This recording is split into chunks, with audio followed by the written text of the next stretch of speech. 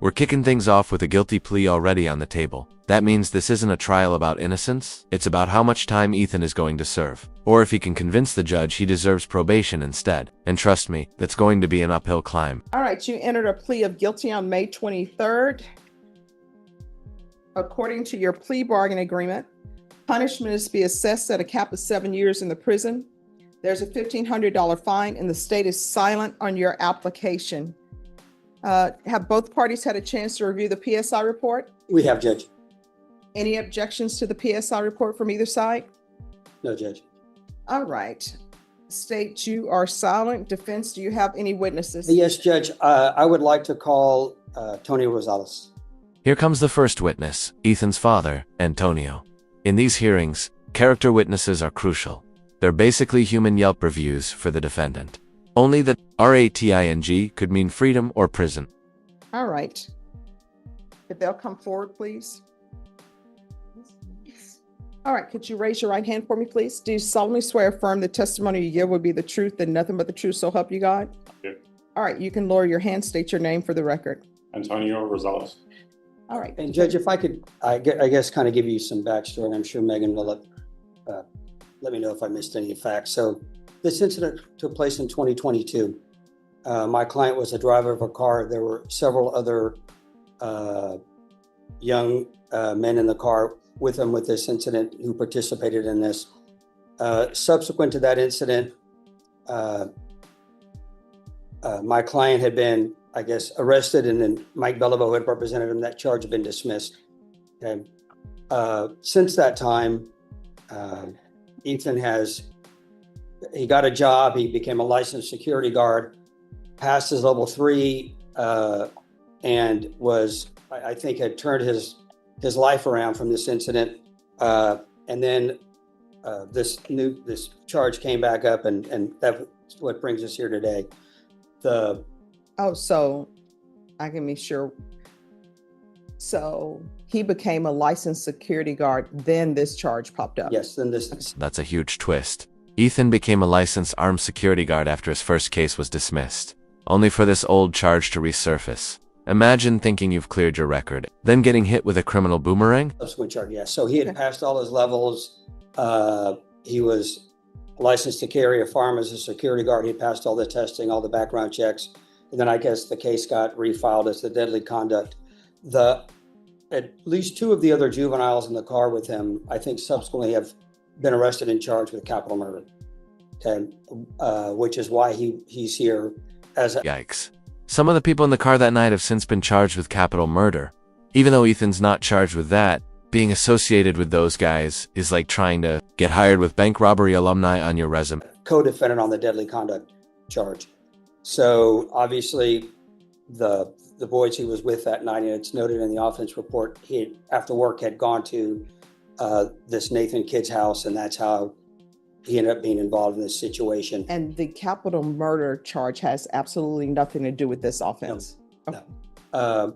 So I guess what I just wanted to point out to the court is, since his incident in 2022, Ethan has turned his life around, has a good, productive job. He's still working as a security guard, not carrying a firearm, but just a lower level of security guard. And the reason I wanted his dad up here is to speak to a couple things. First of all, about the changes in Ethan since then, and also about the job opportunities he's got. So may I proceed? Yes. So Tony, I know you and I have had several conversations about Ethan and what happened that night. Can you tell the court what sort of attitude or behavior you've seen out of Ethan since this incident back in 2022? Before and since this incident, I mean, that night he used very, very poor judgment. I mean, he made a very bad decision, but he acknowledges it. His family acknowledges. We all acknowledge what he did, and like I said, like you just said, you know, we all assumed it was resolved, and we can start trying to remove this from him. And he proceeded to get his commission with the state. He In fact, the day he was arrested with the indictment, he was... This is a big emotional moment. The father paints Ethan as a working young man in uniform when the arrest happened. Defense attorneys love these images because they make the contrast between the crime and the reformed life as sharp as possible. On his way to work, he was carrying his firearm, he was in uniform, and then everything came crashing down again. But that still hasn't stopped him. We've talked about him going to St. Philip's College for CDL. Let me ask you some, well, I have to ask informal questions. Okay, I'm sorry. So what kind of work do you do? Oh, I'm an HSE engineer on the petroleum industry. Okay. I've been doing that for the last decade and a half. Okay, and so you and I have talked about Ethan's opportunities in the oil field, correct? Yes. Okay, and you and I have discussed, and Ethan, I guess the goal is if he gets probation, that he wants to apply to be a commercial truck driver. Correct? Yeah, he's already set up for a SAGE program at St. Philip's College, but we have to wait to see what happens here. Okay, and then I guess as part of that, if he's able to finish his program as a commercial truck driver, he has a lot of opportunities for work in the oil field and the oil industry, correct? Yeah, oh, well, as a service provider, not directly in the oil field, but as a service provider, yes. Okay, and can you tell the court what a service provider is? So basically, you'd be transporting materials back and forth. Depending on the outcome of this court, will be determined whether or not he can get his TWIC. Okay, tell the court what the TWIC is. Legal side note, the TWIC card is a federal security clearance for transportation workers. Felony convictions can block you from getting one, which is why probation instead of prison could make or break Ethan's future in the oil field. Transportation worker identification card, there are federal and felony restrictions to that. It's not always 100% that he won't be able to get his TWIC, but he could always get a waiver. The thing is it will limit his opportunities to be able to get a TWIC card if he doesn't get a waiver approved. But that he can still work with a CDL. He just won't have as much opportunities for advancement as he normally would. But I guess what you're telling the court is Ethan has a lot of opportunities and possibilities facing him. Correct? Yes. Okay. And I guess I didn't see any violation reports or anything that's been filed. I guess, has Ethan been living with you since the incident? 100%. Yeah. I mean, all he does is work and come home and play on the Xbox. I mean, that's basically all he does. Okay.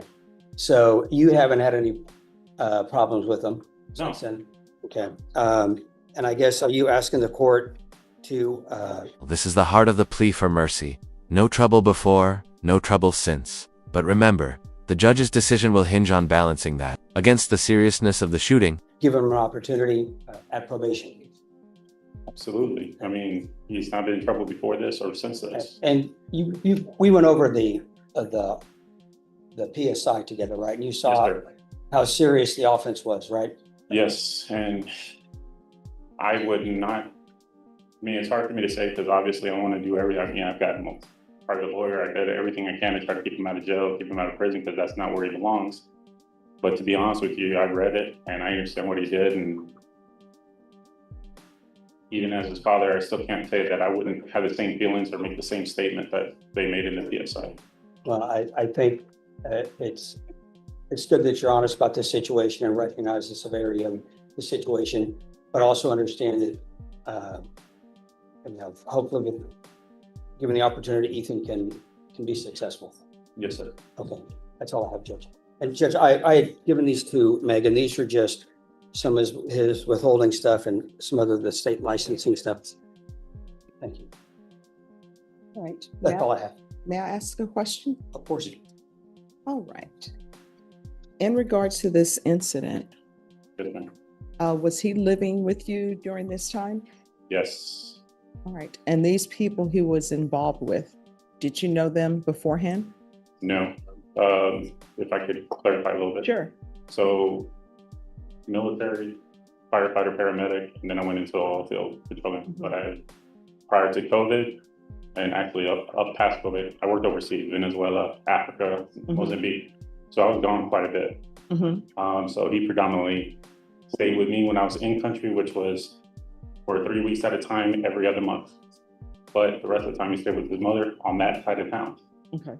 So yes, he had those friends and everything happened on the west side of town, southwest side of town. I live on going towards Floresville off of 181. Since this incident, I've been home 100% of the time. I work in West Texas now. And yes, he lives with me 100% of the time now. So I'm not saying this is an excuse because it's definitely not an excuse. I was absent a lot with him growing up because I was overseas. But it's not an excuse because I was still there every other month and spent a lot of quality time with him. It might not have been quantity, but it was quality time for him to know that this was not what he should have done. But yes, now I'm with him 100%, or rather he's with me 100% of the time. All right. And did he talk to you about this incident Yes. immediately thereafter? No, it took some prodding. I mean, more so because he felt when he did break down, you could tell that he was more ashamed of the fact that he did something that he let me down. I not necessarily overbearing, but the military and the firefighter, paramedic, and I've kind of a little bit structured a little bit when I was with my kids, both my kids. And so when he did break down and let me know about everything that happened, obviously, I told him we need to do something about it. And in 2023, when we thought it was going to all be resolved in December, January with Michael, we said, okay, let's get back on track. And we spent the time and paid the money for him to get his commission with the state and,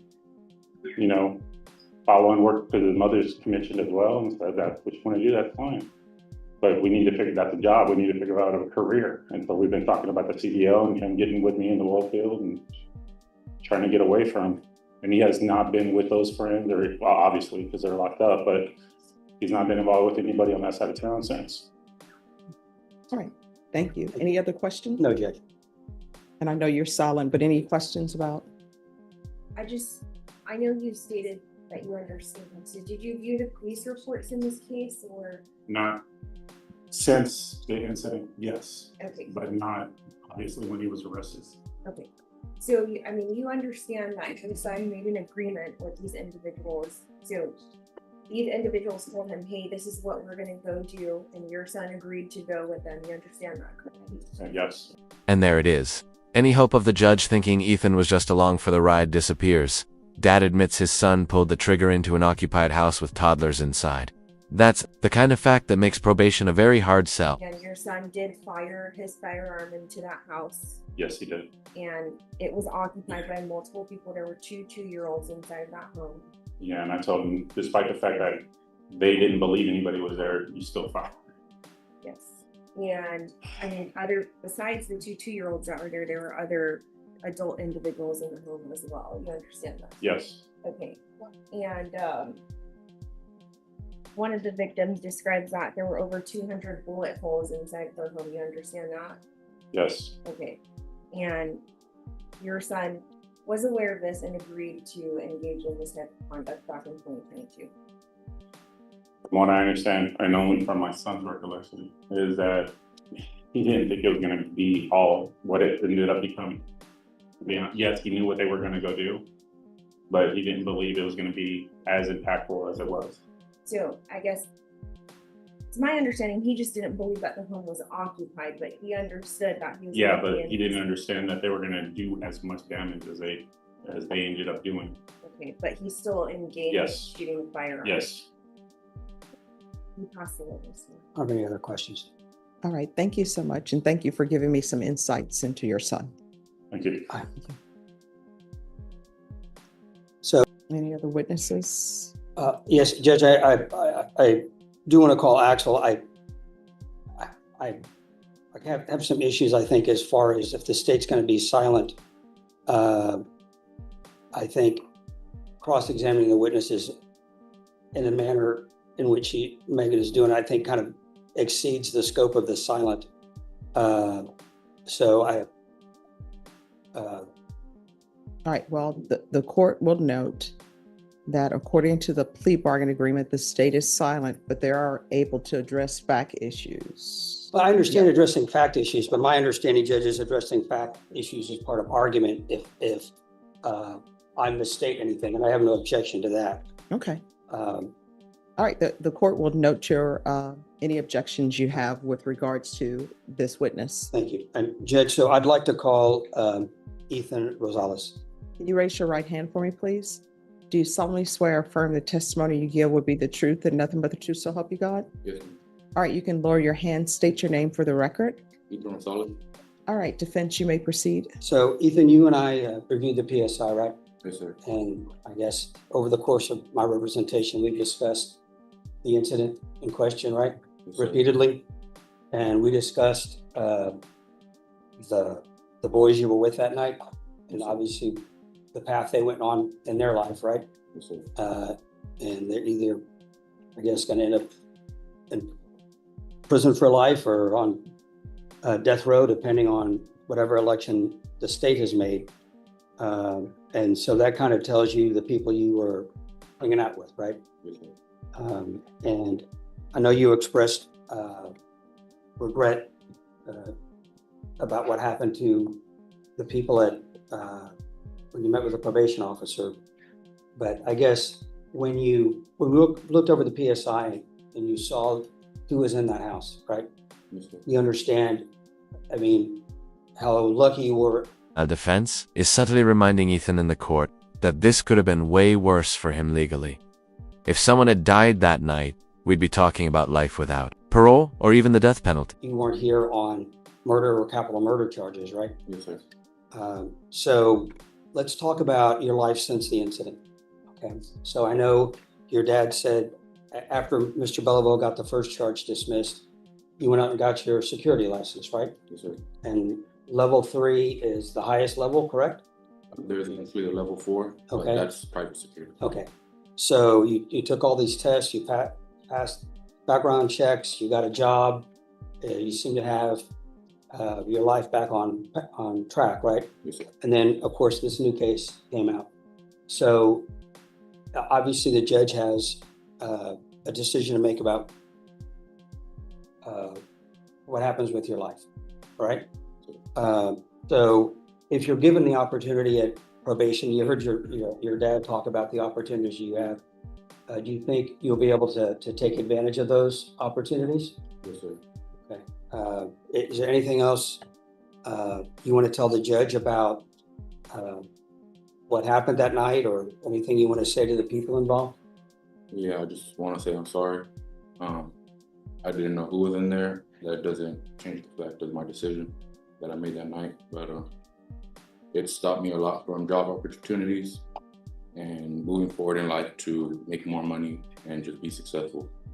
Okay, but the reason it stopped you is because of the decision you made, right? Yes, sir. Okay. So I guess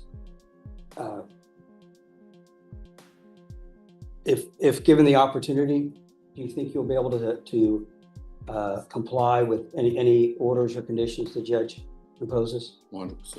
Okay. All right. I have nothing further. All right. Any objections to the court asking? No, not at all. questions? Walk me through this.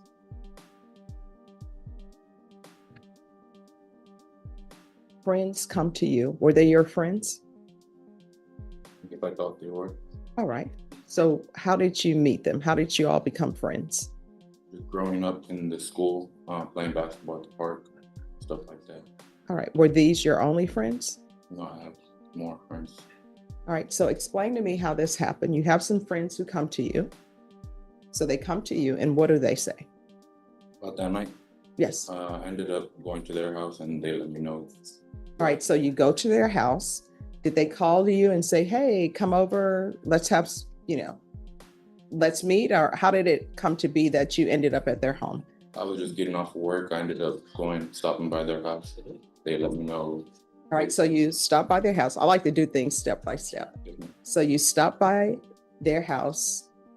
What do you do when you get there? Are you all playing Video games. Yes, video games? And so you're playing video games, and tell me how the conversation goes. I guess they had information of somebody who was in that house, basically. It was down the street, so we just get caught up. Well, no. Because I'm trying to figure things out, and I'm trying to figure out what your mindset is.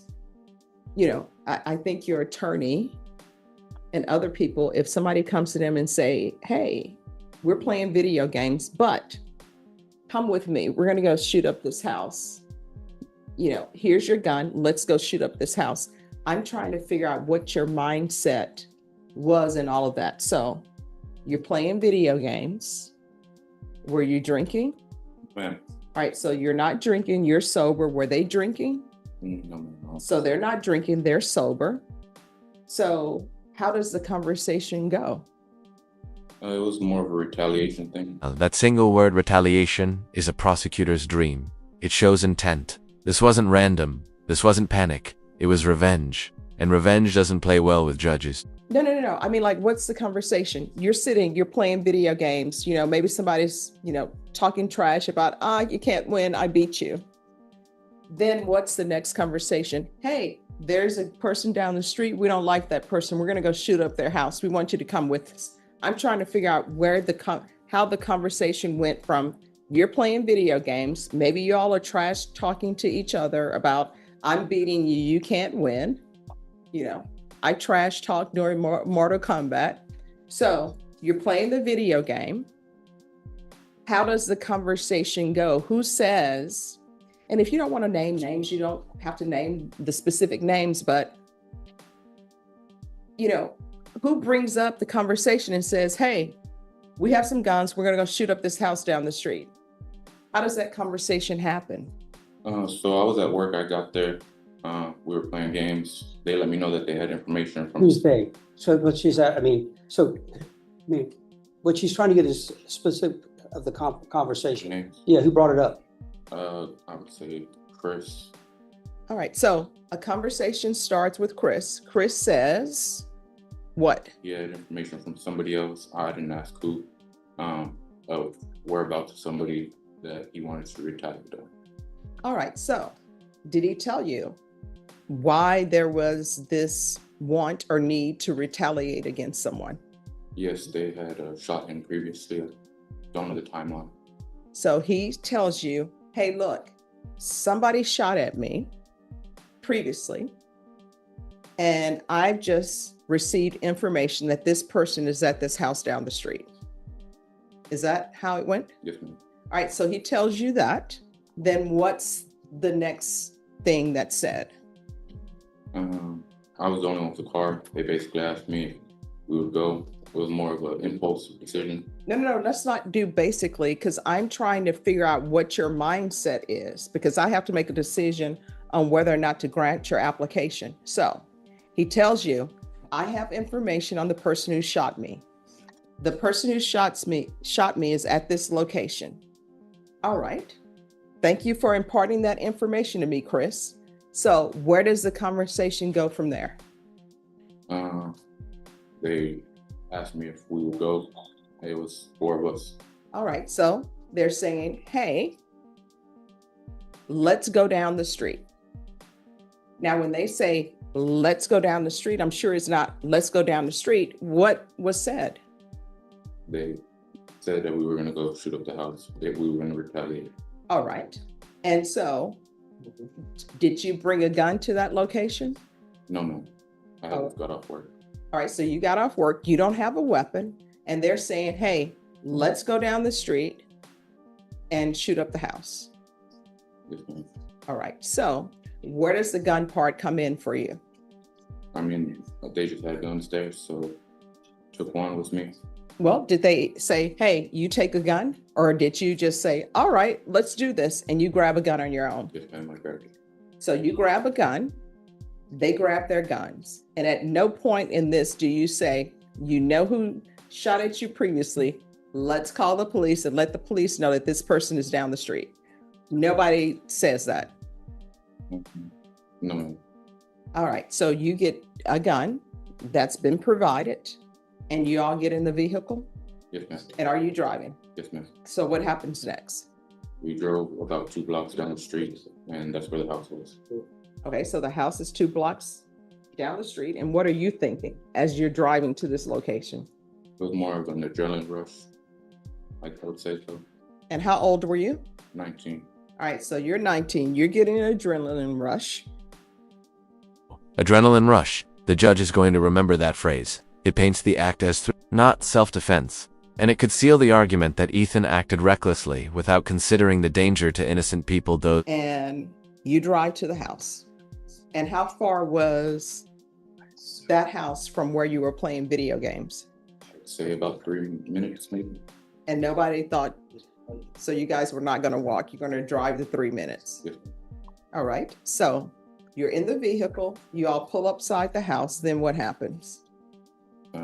We all got out, shot the house. You call out? We all got out and shot the house. Okay. All right. And then after you shoot the house, what do? We go back to their house. So you get back in the vehicle and you drive back to the home. Yeah. And does anybody say anything? No, ma'am, it just went back to, I guess, and games went back to normal. All right. So then you go back to playing video games. And at some point, did you leave that house to go home? Yes, ma'am. And did you talk to anybody? No, ma'am, I was pulled over. I can't remember the timeline, maybe an hour, 2 hours after. But yes, there was police in the area. I got pulled over. All right. Any further questions? No, Judge. I just have one factual really smooth thoughts. So I guess when you were pulled over, you didn't immediately stop, wasn't that correct? Okay, you ended up in a crash, right? And you're saying that that firearm did not belong to you, you got it from the other people that you were hanging out with? Yes, ma'am, but I did take it with me. Okay, and it was located in your car, right? And then you told police on that day that you threw it out because you didn't want to get caught with it, is that correct? Yes, ma'am. All right. Defense. I think it's just argument, Judge. All right. The court will hear argument. We've heard the backstory, the apologies, and the justifications. Now comes the showdown. Defense will argue for a second chance, and the state, even while officially silent, has already loaded the record with damaging facts. So, Judge, obviously this is a really severe fact pattern. The one thing I would note is